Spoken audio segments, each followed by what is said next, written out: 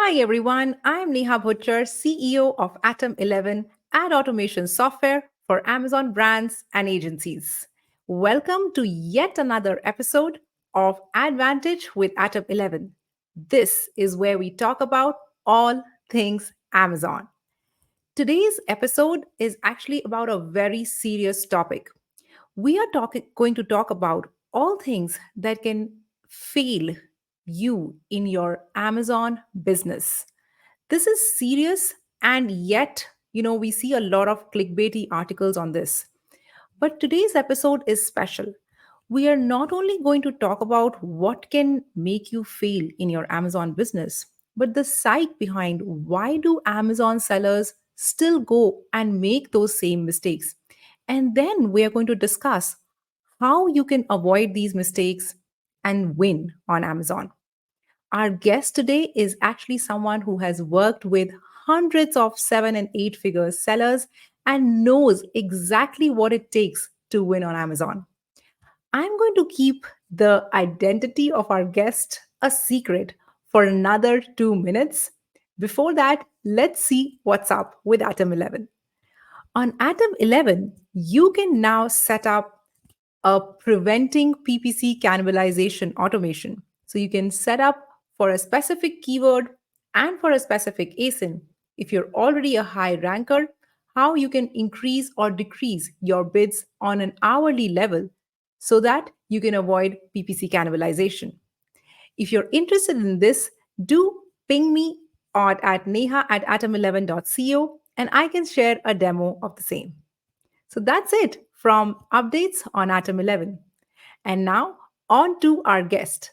Let me welcome him in 1 second. Hi, Seth. Hey, what's up? Hey, I'm doing good. How are you? I'm glad to hear that I'm doing just fine. Thank you for having me on Lovely. today. You've been traveling a lot. Yeah, kind of. I've been traveling a bit actually. It's been nice. Yeah, awesome. I hope you're well rested because I know that you're going to be dropping a lot of truth bombs in this episode. I'm feeling just fine. I'm actually super energetic. I just had a 1 hour nap, got up, and I'm ready to film this podcast. Lovely. Awesome. So, Seth, why don't we just get a quick intro from you? I have heard and read great things about you. So, why don't you tell our audience a little bit about yourself and then I'll get right into my questions. Yeah, so my name is Saif. I'm the co-founder of AI Hello. We're an Amazon PPC software company. We offer like bidding, campaign creation, all that stuff using AI. We actually have ChatGPT like embedded into a lot of the things that we do. Plus, we also offer managed services. So we're probably the only software company that can also do your listings for you, and we can do things like catalog and stuff, which has been Lovely. helpful to our clients. And yeah, the reason I actually picked this topic with you today is because I get to speak to a lot of sellers every single day, every single week. Like I have days where I have like 20 calls with sellers, like 20 calls in a single day. And usually people reach out to me when they're facing trouble, right? And I'm talking about sellers that aren't working with us. Like I have customer calls besides those 20 calls. So people usually reach out to me when they're facing trouble, like their PPC isn't working, their sales are going down, their tacos is going up, and they're looking at like an agency option or a TPC software AI option to kind of save them. So I get to see a lot of the traps that people fall for, and I get to kind of understand like the patterns between sellers that are facing issues right now, right? And issues can happen at different sizes. So sometimes someone is at $40 million in revenue, but this year they're at 60 million, so they lost a third of their business and now they need help. Other times it's some guy who just launched 3 months ago and is worried that their ACOS is too high, right? Or is running out of budget and they can't keep putting it on their credit card. So I'm usually one of the people that sellers talk to when they're facing issues. So I've become pretty well versed on this topic. So, you are their agony art too? Yeah. Lovely. Seth, I'm interested. So when you were talking about, sellers come and talk to me, and these sellers are different sizes of sellers. They have different kind of problems. So I'm pretty sure you have extracted, what is it that their problems or where is it that their problems lie and how you can help them. But before that, I think just as a connection to our audience too, I would like to know how did you even get into this world of Amazon? What pulled you in this world? Tell me a little bit about your story and how you started AI Hello. And then I think I would love to dig deep into the questions that we want to talk about today.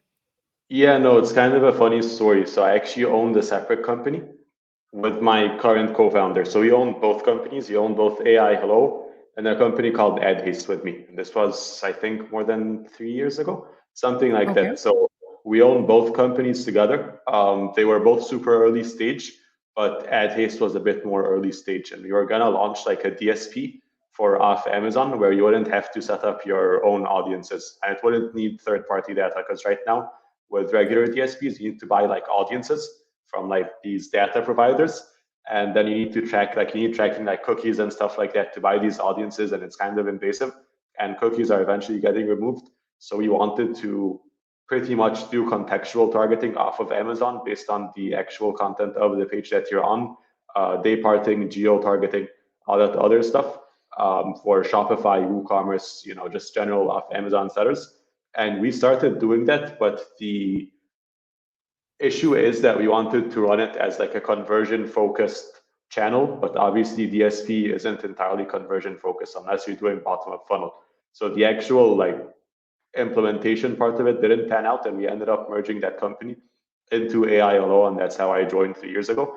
And I just sat and I just like did a ridiculous amount of practice.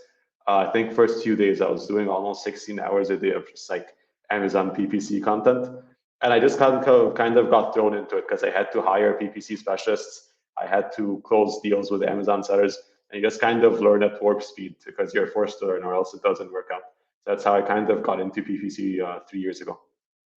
Lovely. I think a lot of our guests that I have interviewed on AdVantage at Atom11 is our accidental, their entrance into the Amazon world has been accidental. And I think I've always said this before. The accidental entrance is just the best entrance because you learn on the go, and you learn so much. So great to see you here. Let me get started with the questions or the topic that that we don't talk about today. So you mentioned that you talk to so many different sellers, both big as well as small, old timers as well as new ones. What do you think are the biggest mistakes that they are making in growing their Amazon business? And I want to talk about my next question itself so that I think you can gel the answer or add the answer within that. What are the biggest mistakes?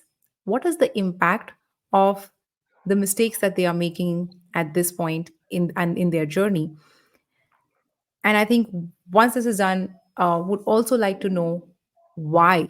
Why are they making these mistakes? Right. So let's start with what, and then we can come to the rest of the questions. Right. So I actually like to view Amazon sellers in the context of restaurants. So you can have a restaurant that's doing decently well, like they have good food, it's clean, it's consistent. Like every time you go there, you get the same food. They bring out your order on time. People like to go there. It's like 70, 80% occupancy, and the owner wants to get to 100%. That's one type of person who reaches out to me. Then we have the other person who runs a restaurant where the food isn't that good. You find like hairs in your food. It comes out 2 hours late. The restaurant isn't nice. It has 10% occupancy. And they come to me and they're like, hey, I need to run ads to get to 100% occupancy. Right. So you see what the difference here is? One person Yeah. is running a good operation and a good business and they just want an incremental 10, 20%. Another person is running a bad operation and they think they can get another 90% just by running ads. Right. So these are the two stories. Generally, the like well-run restaurant is the bigger seller. So anyone doing a million plus is more likely to have a well-run restaurant, even though a lot of them have issues. So it's anywhere from average to well-run restaurant.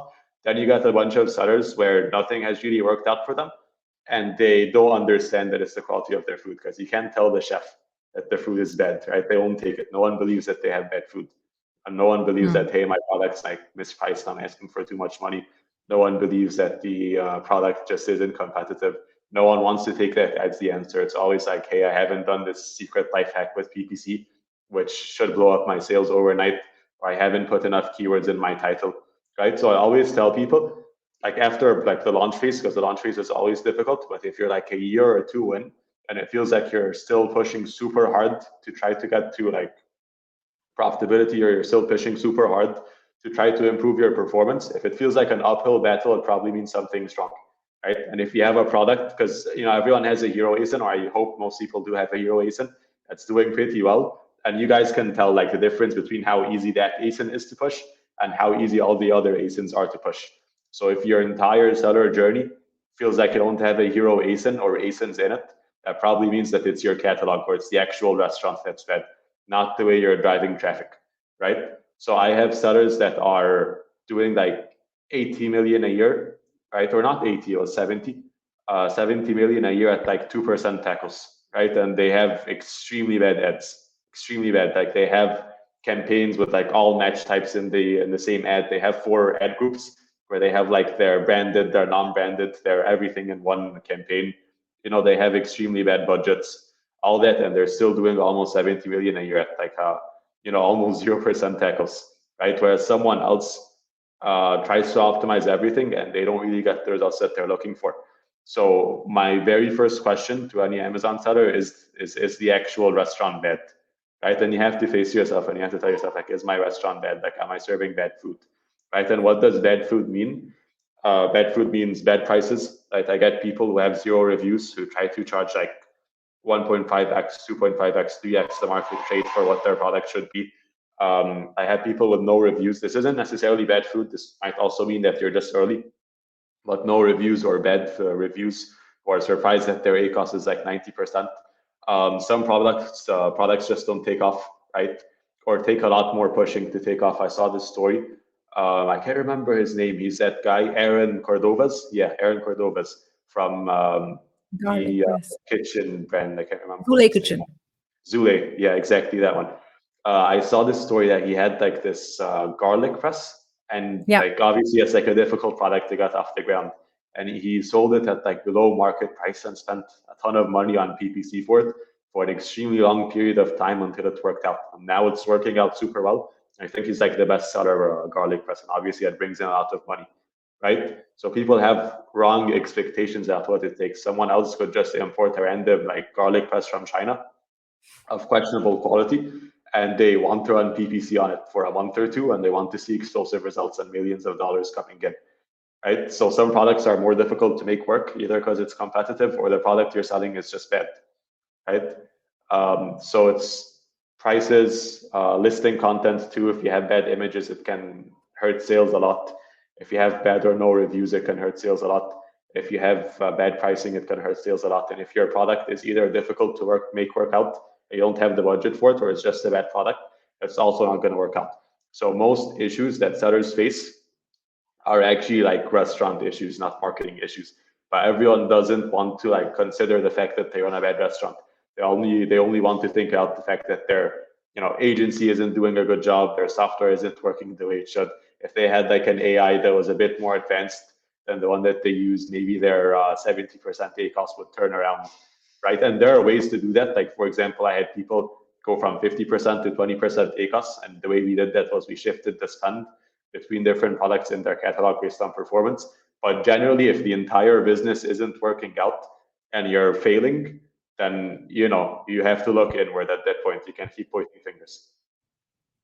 Can I just rephrase? I think the kind of things that you talked about a lot of things that I would want to get deep into. One, the restaurant is bad, which I'm assuming you mentioned, like when you mentioned, right? One, the product is bad, and we'll discuss, in detail about this. I think you touched upon it. Why? What does a bad product mean? One is you said if the product is bad. The second is that you said, hey, the product might be good, but your listing is bad, which means that you like, in the SaaS language, we say your UI is bad. In any other, in the product language, we say if your content is bad, or in Amazon language, your listing, which is your title and etc. So the product is bad, the listing is bad, and then the execution is bad, which is the PPC. Is that a good way of saying what are the three things that might kill your business? Are those the three things? And before we get deep into each one of them.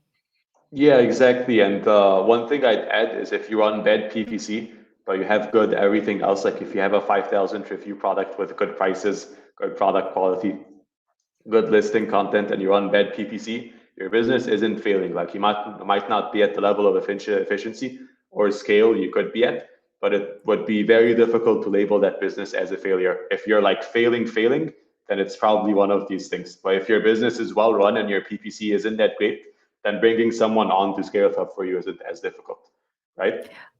Yeah. And also, Seth, I think, when we say, okay, product bad, we understand, listing bad, we understand, but execution bad is not just PPC, right? It can be your inventory management, because those things do, they have the potential of killing a business. So execution actually brings in multiple flavors, I'm assuming. And I think, because you mentioned PPC, I also was looking at some other angles that we could discuss on, which is, the execution part on inventory management, or the supplier relationships, so on and so forth. But we can actually keep, or talk more about probably the first 2 points that you mentioned, which is the product and the listing part. Right, Fair. exactly. uh, For the Now, actually, let me just add another point, please. For the execution and the PPC thing with like logistics and PPC, you are very right about that. And obviously, it can limit the size of your business. So I'm going to tell you a real story about the guy that I work with. They have a really good product. It was like the number one in its category for a very long time on Amazon. He's been listed for years, so it's super early to Amazon. And it was like almost a single SKU business doing 2 million a year, right? And a week ago, I just found out that he's probably shutting down, right? And what ended up happening is throughout those years, he would go out of stock like super frequently. Like he'd send a few hundred units in, he'd sell out, then he'd stock out. Then a couple weeks later, he'd send a few hundred units, and he'd also stock out after that. So he'd stock out extremely often, and then he'd just pause and unpause his ads randomly. Like he'd just pause his ads for 3 months, then unpause them, and the revenue shrank, and he can't cover his fixed costs outside of Amazon. So now the business isn't that, right? So it is obviously very possible to fail because of that. But the thing is that he still had a good product, he had a good price, he had good reviews, and when we were in stock and when we did have the PPC on, the sales would go up a ton. So it'd go back to 2 million a year. So it shrank from 2 million to, I don't know what the number was. It was sub 1 million. When I last checked, it was like 600K. But when everything aligned, when all the stars aligned, we were extremely close to hitting 2 million, like just like this. Like in the first week of having everything aligned, we were very close. It would have been like a 1.6 million a year run rate. So it is possible to fail your business by not executing properly. But that's yeah. a lot more difficult to do. Like if you're actually on top of your stuff, you're not going to fail that way, right? But if you're not, obviously that's always an option for failure. Yeah, no, absolutely. I agree. Very well said. I think these are stories that need to come out more, so people can actually learn from them. Seth, my question to you, and again, because of your experience, right, just talking to people, does this question ever come to your mind? Why? Why are these mistakes being made?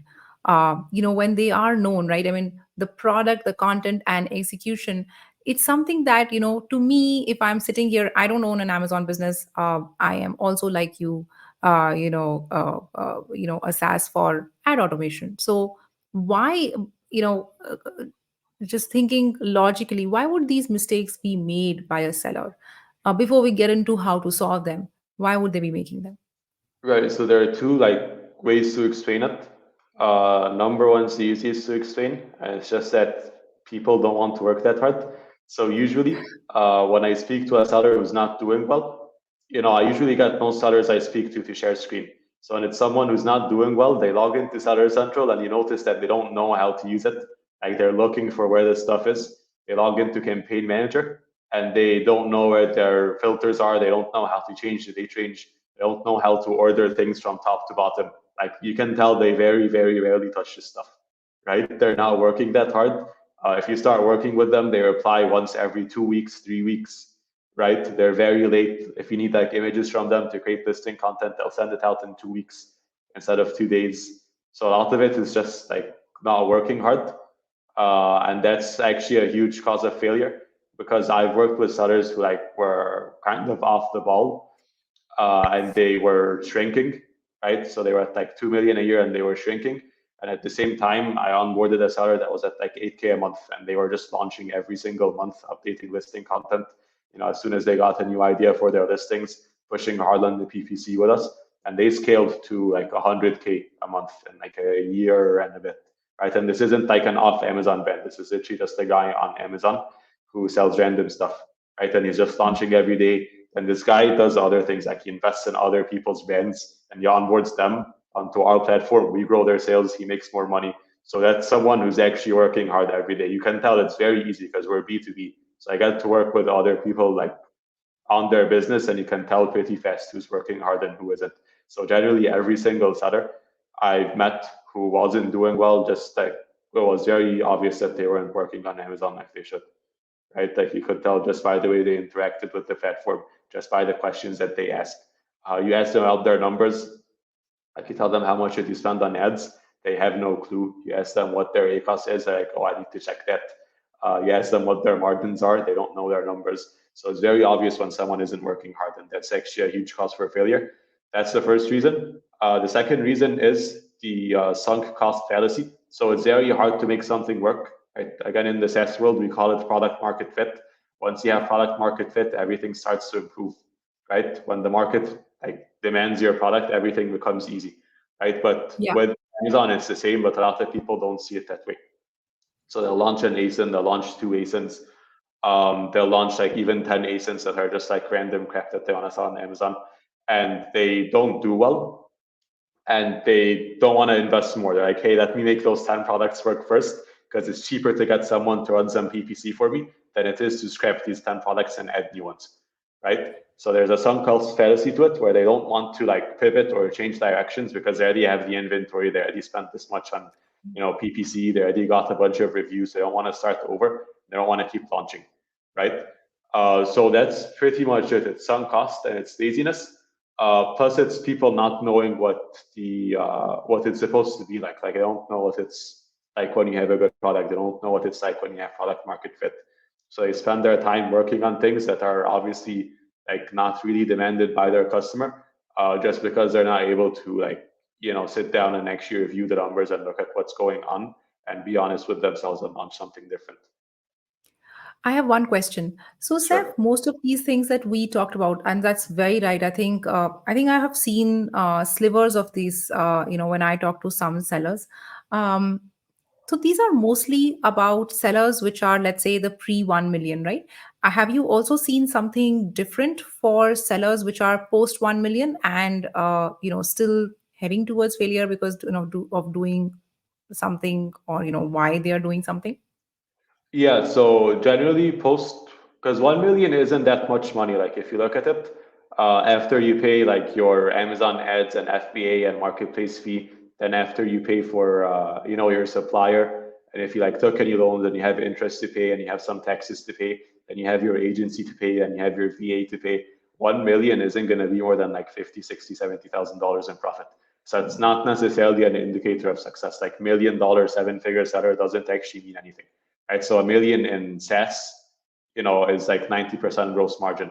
On Yeah, Amazon, it's what, like 30% gross margin, and after everything, like 5 to 10% makes net. sense. So it's not that big. So a million isn't too big to not be like, not on top of your shit, essentially. Like you could still be doing all of these mistakes when you're not at a million. But when you're at a million, at least you have like the basis or the fundamentals of the business built, right? So Mhm. everything starting to work out, and you do actually have money coming in. You'll probably spend a decent amount on PPC. There is a business, right? Before 1 million, it's not a business. It's just like a test to see if your Yeah, products are going to work or not, right? But makes at sense. 1 million, there is a business. So for anyone at 1 million, I'd probably just sit down. You still need to be like on top of your stuff at 1 million. You're not that big. Like you're not going to hire a bunch of people and you're not going to have a director of e-commerce and all the other stuff. You just need to sit down and learn every day. I'd launch a minimum of like 3, 4 products a quarter. I'd always test new stuff with my PPC. I'd always be asking myself, like, can I make my listings better? How can I improve my margins? How can I lower my price? Like at 1 million, you have some good stuff going on, but you still have to be on top of your stuff to scale. The people that I've seen fail like after 1 million were just like completely not working on it.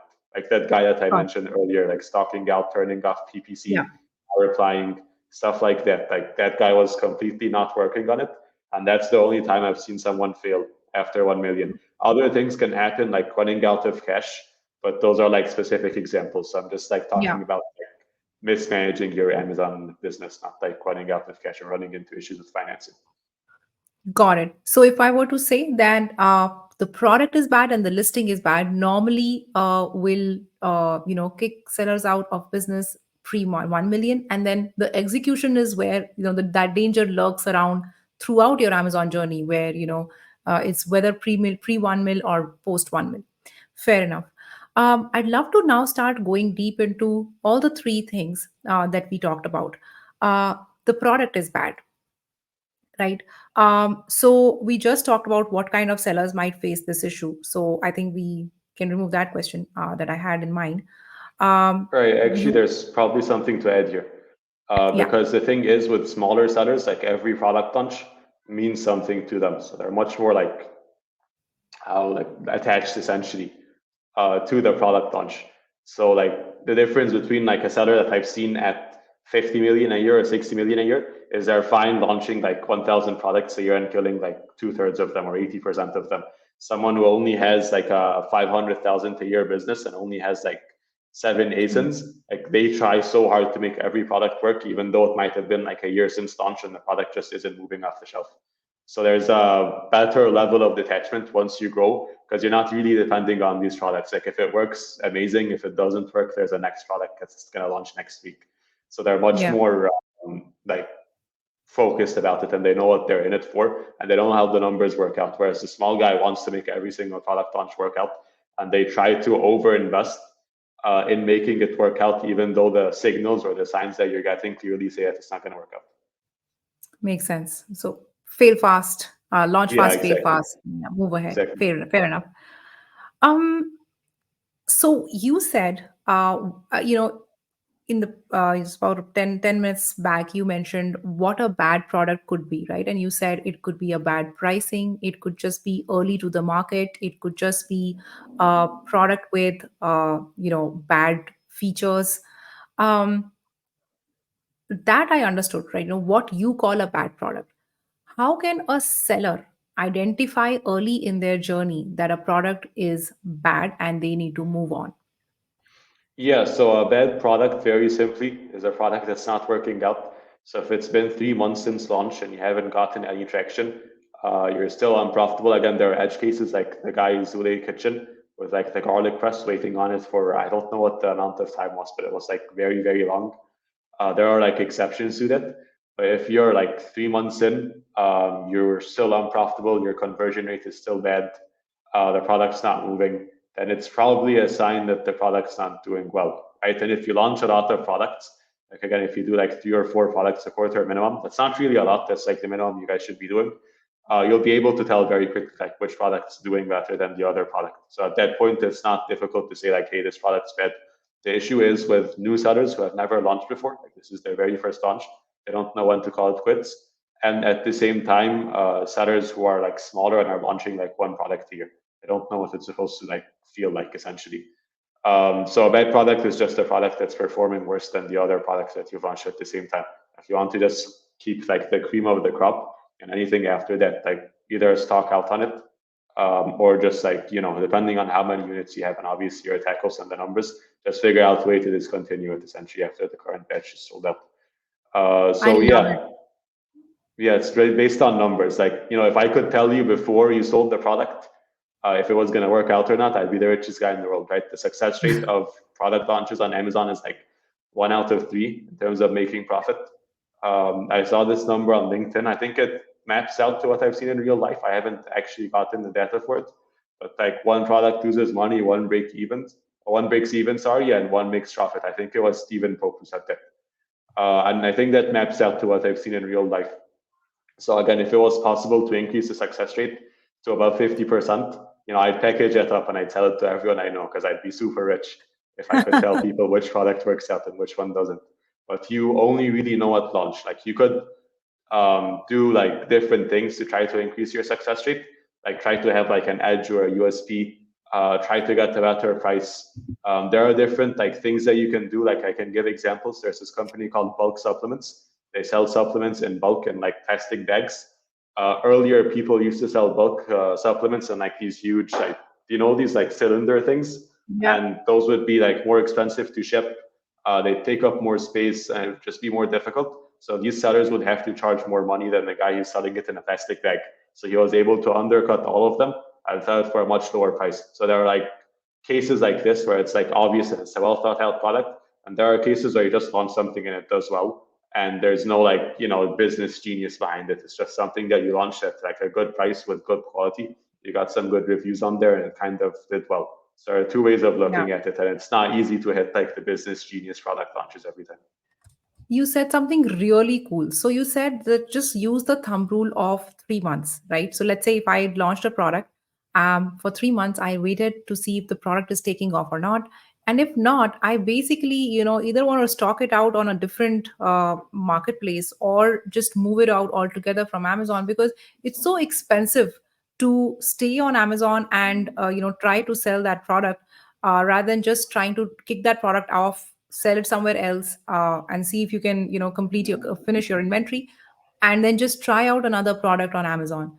I think Amazon is a great place to launch new products and see whether they're going to work out. And if they work out, I mean, that's where you've hit gold, right? Great point. Exactly. Um, and I think, yeah, I think we've also discussed how can they change it, right? Like once they know that, okay, this is their 3 month period, this is a bad product, now move on, this completely finish the sunk cost, in their minds and see how they can bring in a new product. Great points. I want to move on to the next point that you mentioned, which is bad listing. Bad listing is, I'll tell you why I'm scared of this second point that you mentioned, right? The product is great, but the listing is bad, or the product is bad, but the listing is. Did I just mess that up? See, the first point is the product is bad, but listing is okay, and the second one is that the product is good, but listing is bad, right? How will a seller figure out that the product is still something that they can actually make money on, but the listing is what they need to improve? So that's a tricky one, right? Like, um, Yeah. yeah. So Yeah. tell me how So to identify this problem, and number two, how do I solve this problem? yeah, so I think my answer to the two questions is actually the same. And it's just to maintain high standards on day one. Like it really doesn't cost that much to get a listing like content writer for like titles and bullet points, and the graphic designer for A plus and listing images. You can probably like get someone for like 300 bucks a month full time for both roles, 300 to 400 a month, and they can produce all the content that you need. So I just believe that the best answer to this question is to launch on day one with good listing content, right? Because if you launch with terrible listing content and you're 3 months in and you're not profitable and you're not making like good sales figures, your tech cost is too high and so on, like at that point, you're going to be, thinking like, hey, maybe if I signed up to this agency and I was able to have them make like better listing content for me, now that product would work. So now you're stuck with this product for another couple months to test it out. So I think the answer is to just maintain high standards on day one. And again, if you like already launched and this is like a little too late for you, you can go back in and within a week you can change the listing content and you can see if it changes anything. Right? Like run it again for a couple of weeks and see what the performance is like. Like I've had people like that, they were selling their product. It was doing okay-ish, but they had terrible listing content. We updated it in a couple of weeks and now it's acceptable. Like they're making profit on it and their sales went up. So there are like certain cases where that does happen, but the best answer is to just like not fall into this trap. Like just maintain high standards on day one.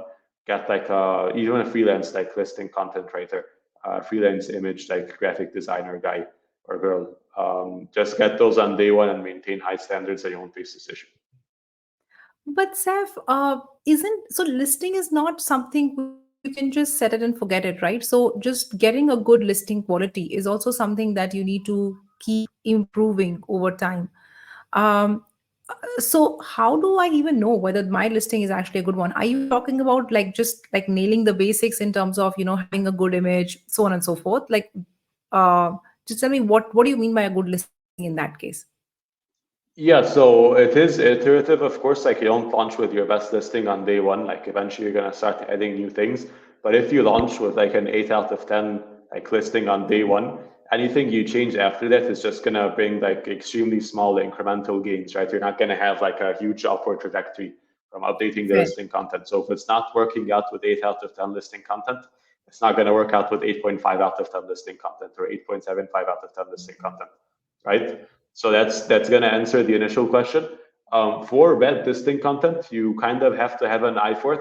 So have a look around, see like what your competitors have up, pull both listings like next to each other, see what yours is like, what theirs is like, see which one you would buy.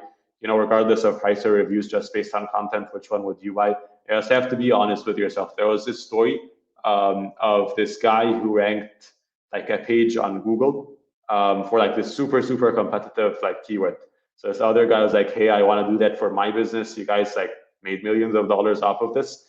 Can you teach me how you did it? And the guy essentially said, every single day, I think it was every week, he'd print each page from each like each page that would show up for that keyword. He'd print every single page and he'd put them next to each other and he'd ask himself which one he'd buy from.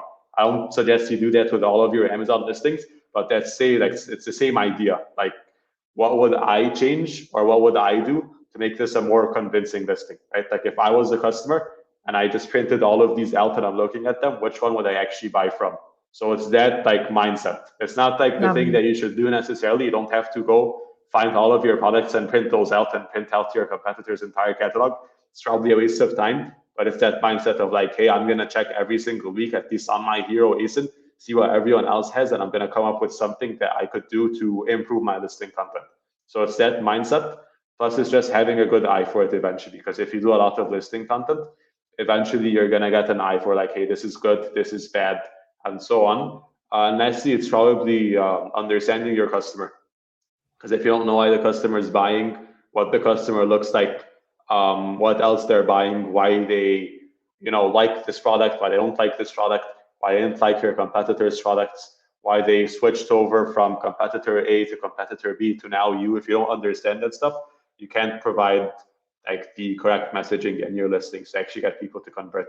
So what I'd recommend is read a lot of reviews, read your reviews, read your competitors' reviews, highlight the most important ones, copy paste them into a Google Doc, list out like the most important points.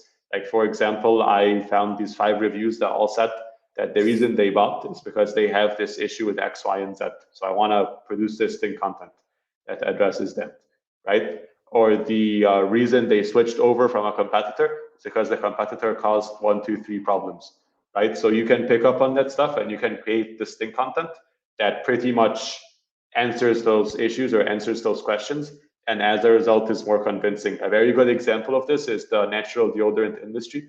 So there's this brand called Native. I assume a lot of you guys have heard about it. They sell like natural deodorant sticks. They have really good listing content. So what I'd suggest you do, if you want to get a good sense of what I'm saying, is go read all of their reviews, read the reviews of 5 other natural deodorants, write out what you think are the most important points, and go through their listing content, and you'll see how they actually displayed it there, using subtle things like just like the way the models and the images look, the context that they're using the product in, the information that they mention. All of that stuff is like extremely well done.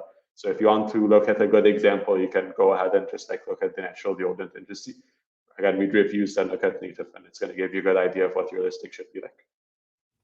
Lovely. I think this is a beautiful answer. I think just how you've kind of constructed in terms of explaining one, why start with a good listing. It kind of gives you so much leeway in experimenting on your product, and then how to test out if your listing is good or not, and then just a few good examples of what is a good listing and all. I think it's just beautifully explained. Thank you so much for Thank you. that. I want to actually come to the third point, which is bad execution. So we've discussed having a bad product, second, a bad listing or a bad content, and the third one is going to be bad execution. I just have a quick request. I have one last question on PPC, because that's what you bring to the table, through your software. So would love it if we can talk about this quickly so I have time for my last question. But yes, what do you have to talk about bad execution? And especially, I think the reason why bad execution is something that I want to discuss more is, or definitely discuss in this episode, is because bad execution can impact, like we discussed, anyone. It's not just for smaller sellers, but it's also something that can impact a bigger seller. So, just a couple points. What do you think that how can a seller identify that execution is something which is impacting them, and how can they improve it? um, and within execution, what are the two three things that you actually bring in? Yeah. Right. Yeah. So part of it, you just have to understand, like if you're stocking out every week, if it's taking you like months to get work that should be done in weeks, right, or days to get work that should be done in hours, then that should be a signal that you're not executing well enough, right? Mhm. Another thing is like I'm gonna like skip the product launch phase because I feel like we've covered that. But if you're like it depends. So you could execute through yourself or through your team. So through your team is like one lens that you can look at, and through yourself is another answer. But generally, execution, unless you're again like one of those guys where you're just pausing your ads every 2 weeks randomly, and you're just stocking out and you're not doing any work, like that's definitely execution. But if you're in stock and you're running ads that aren't great but aren't bad at the same time, like you just use a software and you set up a couple campaigns, you have an auto and you have an exact broadened phrase and SP with like a bunch of keywords in there with decent bids, then that's good enough. Like it's not gonna take you to the moon. Like you're not gonna scale up with that setup, but at the same time, that's generally enough, right? And it's enough if you have a good product. Because if you have a good product, you could run like extremely shitty campaigns and it still works out, right? You can do a lot of things wrong and it still works out. So yeah, so if it's execution, you generally have to be very very bad for that to kill your business or to cause like absolute failure. Generally, if you have issues with your execution, it's gonna cost you some of your business or some of your revenue, but it's not gonna kill you if you have a good product, good price, good reviews, and you've been running that product for a while. It's not gonna cause like sudden death for you.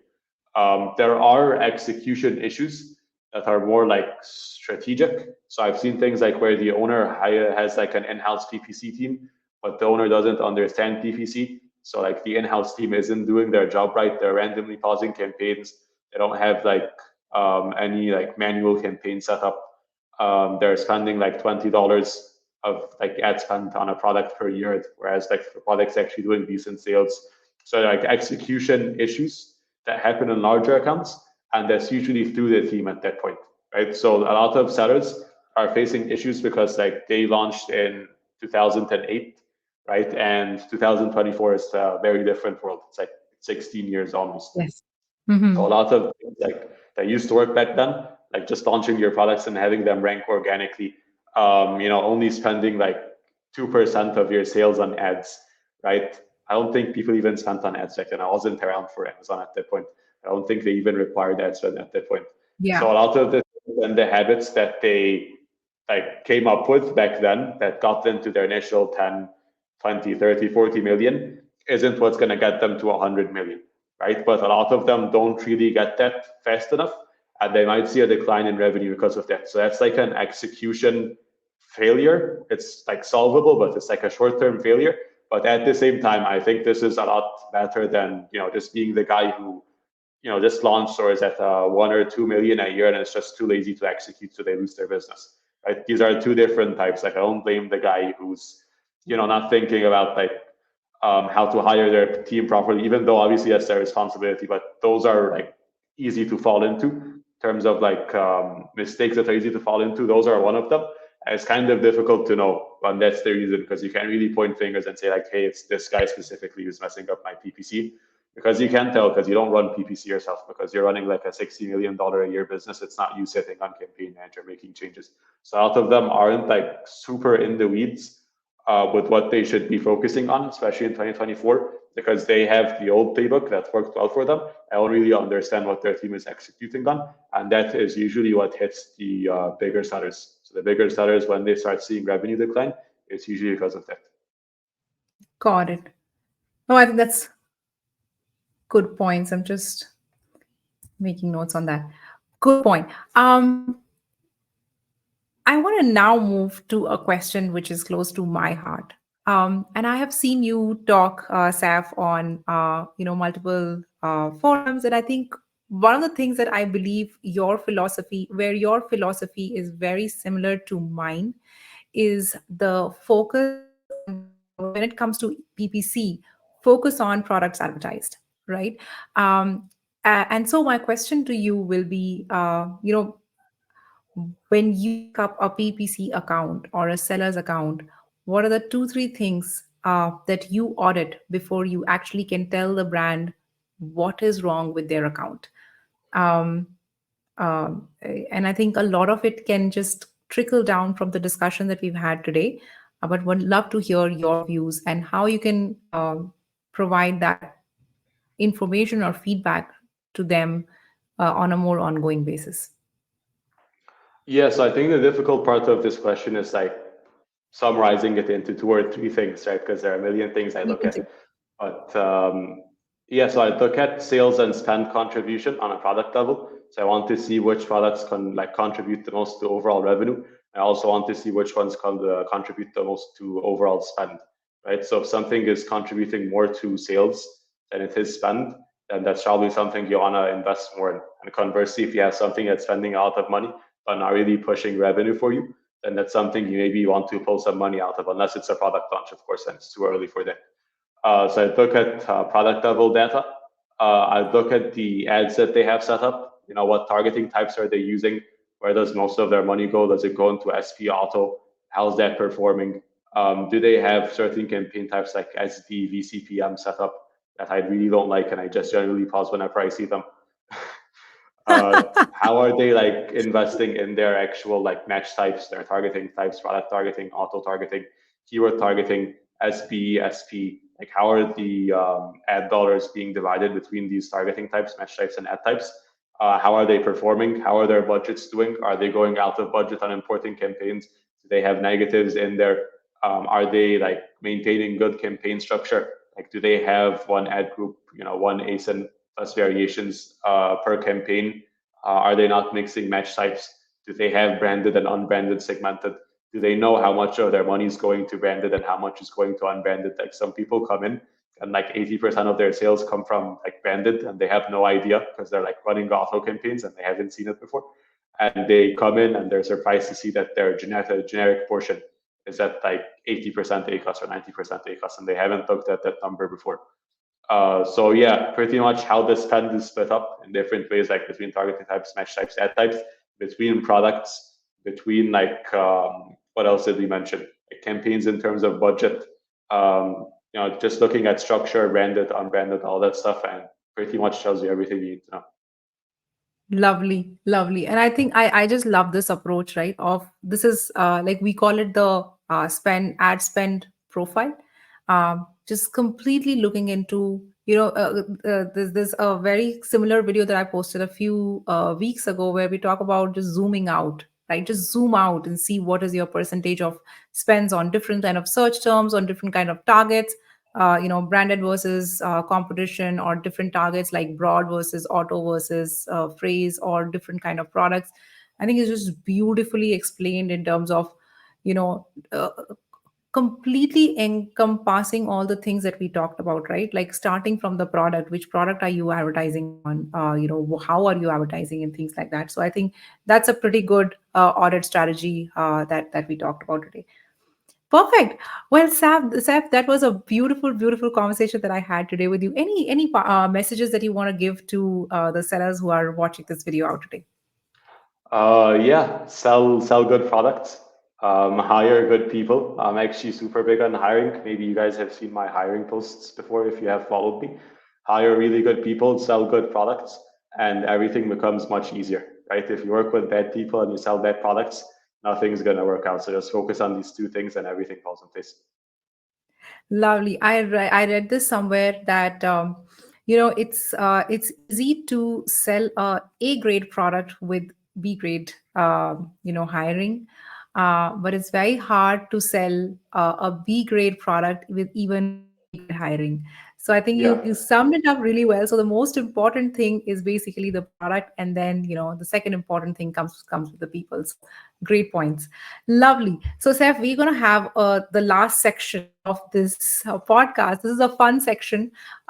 This is called a rapid fire section of AdVantage with Atom11. In rapid fire, you have to be rapid and you have to be fiery. So you cannot take more Okay. than 5 seconds to think about the answer. All right? Are you ready? Sure. Let's do it. Awesome. Let's do it. Okay. If Jeff Bezos had not started sorry, if Jeff Bezos had not started Amazon, what would you be doing? Depends if there's another Amazon, then I might be doing that, because there probably is another marketplace at that point. If there's Yeah. no marketplace and I know what I know, then I'd probably start Amazon knowing how it turned out. Ah, good one. You're a smart fellow. All right. If Amazon team were to grant you one feature wish, what would you ask for? Oh, I only have 5 seconds. I do negative placement boosts. I do, there are so many things, I don't even know what to put in there. Probably negative placement boosts for now. Yeah, there's always this one person who's like, if I have one wish, I'm going to ask for three different wishes. So I'll ask for three. Who would you rather prefer to work with, sellers or agencies? Do not be politically correct. As like a software provider? Yeah. Yeah, so it depends. So with sellers, are we assuming like they pay me the same amount? Because I guess that's like the You can make all the assumptions you want. okay, let's assume they both pay the same amount. Probably the seller, because the Mhm. seller is not usually like the agency usually has their own way of doing things. They don't want to deviate from that too much. The seller is happy to let you do like what you want to do if they obviously believe in you and the work that you're doing. So with the seller, it's much more easy to like direct things and get them to work your way and provide results to that. Whereas the agency just wants someone to kind of like attach on to what they're currently doing. So I'd probably say sellers. Oh, very interesting point. Yeah, because a lot of customizations come in for agencies. Fair point. Yeah. Okay. This is slightly, from your entrepreneurial journey. What is the biggest failure of your entrepreneurial journey? Or you could talk about the biggest regret of your entrepreneurial journey. Yeah, I don't know if I have like one big failure. Like I didn't like turn into a drug addict and turn my life around or anything. I started super young. So I was like 9 years old almost when I started. I'm 25 right now.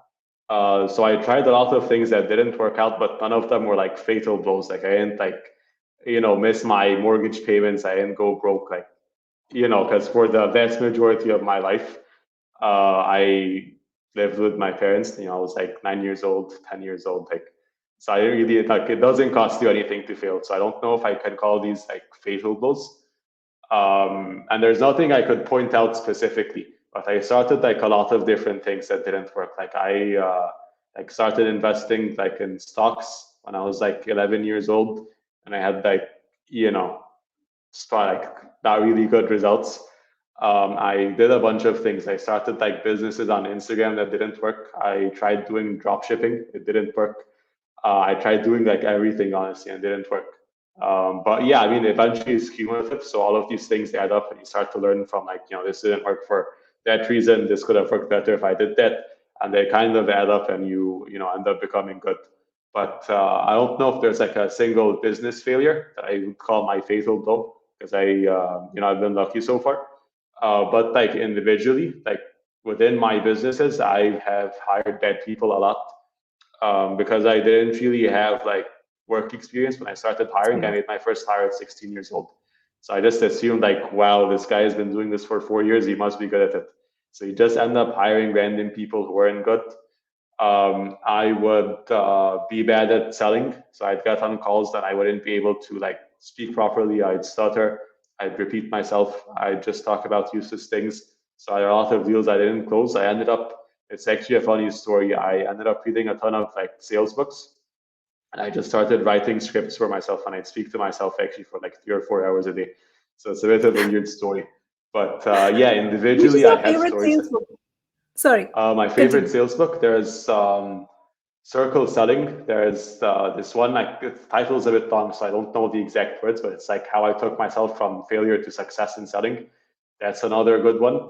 I did like a bunch of courses from like the Wolf of Wall Street guy, but it's like mostly shit. I think what I learned most from was like there's this guy who told me like if you want to sell really well, just focus on knowing your customer better than anyone, knowing the competition cold, like know their pricing, know their features, know why people generally sign up to them, know why they leave them, and just offer a lot of values. Right now, when I take a call, I speak to a seller, like I generally know what problems they're running into, and I generally know the solutions, and I generally know every single like detail about the agencies that they used like before us, the softwares that they used before us, the issues with hiring that they faced before us. All these things, like I know them because I know the competition cold. Like I put more hours up front than almost anybody else. So I don't need like closing techniques. There's a lot of books would be like, hey, you have to ask like this question in this order. Then you ask for the order this way. Then you have to ask them to sign up this many times before they sign up. Then you have to greet them and say their name 3 times in a row. It's just like stupid stuff like that.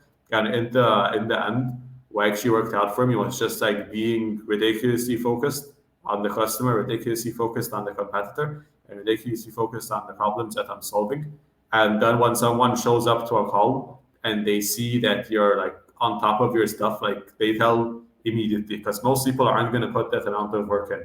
So when they show up to a call with a salesperson who doesn't know anything about Amazon ads, they just take their Zoom calls and they just go sleep.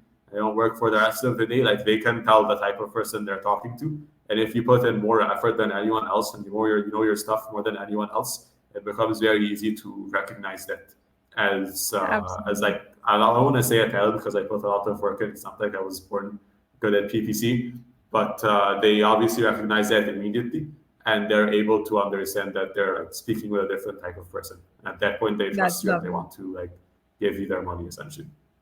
That's lovely. I love it. Um, awesome. My last two questions. 5 people you follow for Amazon advice.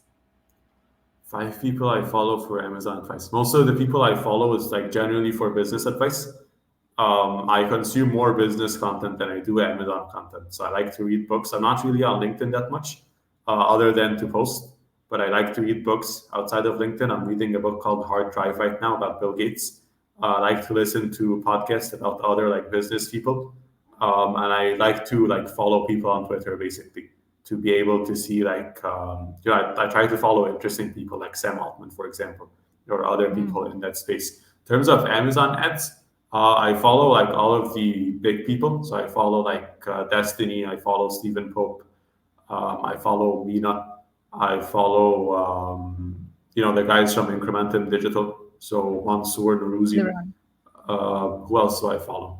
Pretty much all the big people. Pretty much I follow. I read their posts whenever I get the notification for it, and I try to engage when I can. But the thing like I spend my most time consuming is just like general Business. business content and tech content. Love it. Love it. All right. What would you rather? A day without PPC or a day without food? So I get the second part. I think you cut out today about PPC or day without what? Food. Food. I've actually done both. So that's interesting. I actually used to Okay. fast. Like I'd fast for a whole day and I wouldn't eat anything.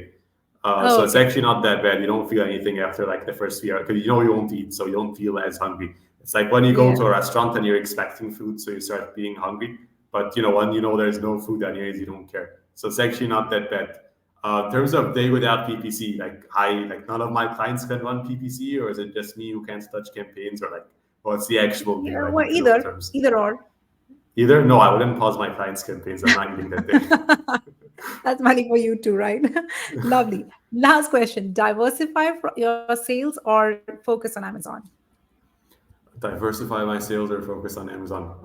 Probably depends on the stage that I'm in and the type of product that I sell. If I'm selling like I don't know plastic chairs and I've been listed on Amazon for 15 years and I'm making good money on that, I'm probably just going to stick to Amazon. I could like expand to Walmart and stuff, but some channels aren't going to work very well for that. So if you want Facebook ads or random plastic chair on like a Shopify website, it probably won't do that well. So at that point, I probably stick to Amazon and maybe do Walmart because it's extra revenue. Like you can perform similarly on Walmart in terms of like margins after ads and stuff. So you can just list on Walmart and get an extra 10%. So if you have nothing better to do, I'd probably expand to other marketplaces. If you have like an average-ish product, if you have a special product, you could potentially do off Amazon as well, like Lovely. Shopify or like a WooCommerce store or something.